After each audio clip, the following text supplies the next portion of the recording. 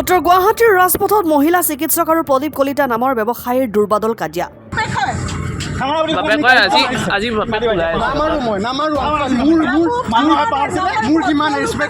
প্ৰথমে কথা কটাকটি আৰু তাৰ পিছত দুই পক্ষৰ মাৰপিট। উত্তৰ গুৱাহাটী আৰক্ষী থানাৰ সন্মুখতে এটি পথ দুৰ্ঘটনাক লৈ ভয়াৱহ কাজিয়া। প্ৰদীপ কলিতাৰ গাড়ীৰ লুকিং গ্লাছ ভাঙিছিল চিকিৎসক মহিলাৰ সন্তানে। ইয়াৰ পিছতে দুই পক্ষৰ মাজত সংঘটিত হয় মাৰপিট। এই ঘটনাক লৈ চাঞ্চল্য উত্তৰ গুৱাহাটীত। প্ৰদীপ কলিতাই চিকিৎসক মহিলাৰ বিৰুদ্ধে উত্তৰ গুৱাহাটীৰ আৰক্ষীৰ কাষ চাপিছে। প্ৰদীপ কলিতাৰ দাবী চিকিৎসক পুত্ৰক গুৰুলা গুৰুলকৈ মাৰপিট কৰিছিল।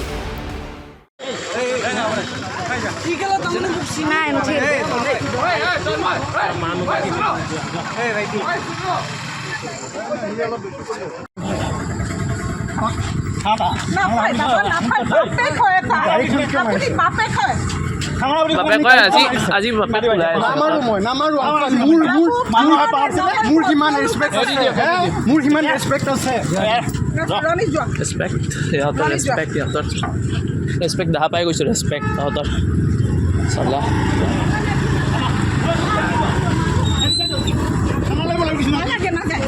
কি আপোনাৰ মই আহিছিলোঁ ফেকাল্টি স্কুলৰ পৰা গাড়ীখন লৈ আহি আছিলোঁ ছোৱালীক লৈ। এনেতে মোক এখন তীব্ৰ বেগী বাহনে মোৰ গাড়ীখনৰ ৰাইট চাইডে খুন্দা মাৰে। বাহনখনৰ নাম্বাৰটো মই আপোনালোকক কৈ আছোঁ। বাহনখনৰ নাম্বাৰ হৈছে AS01 DY 8760। তাৰপাছত তেওঁক ৰখিবলৈ কওঁ, তেওঁ কিন্তু নৰখে সেই উত্তৰ গুৱাহাটী থানাখন পাৰ হৈ তেওঁলোকে ৰাখিলে। ৰখাৰ তাৰপিছত মই গম পালোঁ যে এইখন কাবেৰী দাস ডেণ্টিষ্ট বুলি তেখেতৰ ল'ৰাই চলাইছে। ল'ৰাই চাই বহুত স্পীডত আহিছে। তাৰপিছত তেওঁ মই ক'লোঁ তুমি ৰখাব দিলোঁ কিয় নৰখিলা? তাৰপিছত শেষত তেওঁ ক'লে হ'ব খুৰা মই আপোনাৰ গাড়ীখন বনাই দিছোঁ। মই ঠিক আছে তুমি বনাই দিবা। তাৰপিছত মই ফোন কৰোঁ ৰ'বা। মই ফোন কৰি লওঁ, তুমি মোৰ মোবাইলটো আনা নাই, তুমি মোবাইলটো দিয়া নাই, মই মোবাইলটো দিব খোজা নাই। তাৰপিছত তেওঁ ফোন কৰিলে তাৰপিছত তেওঁ কাবেৰী দাস বুলি তেখেত আহিল আৰু লগত দুজন গুণ্ডা বাহিনীৰ লগত লৈ আহিছে। লৈ আহি মোৰ গাড়ীৰ চাবিটো কাবেৰী দাস তেখেতে কাঢ়ি লৈ গুচি গৈছে। কাঢ়ি লৈ গৈ অতৰ্কিতে মোৰ ওপৰত মাৰপিট কৰিব গৈছে। আৰু যি দুজন গুণ্ডা বাহিনী লৈছে তেওঁলোকে আহি মোক চাৰ্জ কৰিছে, মাৰপিট কৰিছে। এনেকুৱা তাতে বহুত দেৰি মই থানাত ফোন কৰিব পৰা নাই, কাৰণ মোৰ হাতত মোবাইলো নাই। তাত বহুত মানুহ গোট খাই গ'ল। তাৰপিছত থানাৰ পৰা উত্তৰ গুৱাহাটী থানাৰ পৰা মানুহ গৈছে। মানুহ গোৱাৰ পাছতে কাজিয়াখন তেওঁলোকে সামৰি মাৰিছে। তেওঁলোকে মোৰ ল'ৰাকো মাৰপিট কৰিছে। ল'ৰাটোৱে তাৰমানে কি মোক মাৰপিট কৰাৰ কাৰণে ভিডিঅ' কৰিব গৈছিল। এতিয়া মোৰ ল'ৰাকো তেওঁলোকে মাৰপিট কৰিব খুজিছে।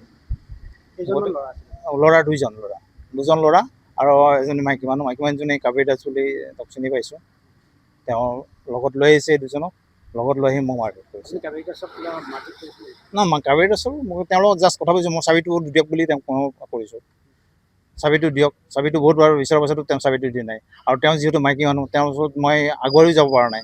সেইকাৰণে তেওঁ সেইটো সুবিধা লৈছে। তেওঁ যে কি মই মাইকী মানুহ, মোক কিবা এটা কৰিলে মই কেছ দিম, মোৰ ওপৰত কিবা কৰিম। তেওঁৰ উদ্দেশ্য সেইটো যে কি মই চাবিটো সেইকাৰণে কাঢ়ি নিওঁ, মোক মাৰক, মই আটক কৰক, যাতে মই মোৰ ল'ৰাটোক বচাব পাৰোঁ। তেওঁৰ উদ্দেশ্য সেইটো। মই থানাত আহিছোঁ, মই থানাত এজাহাৰ দিম বুলি আহিছোঁ।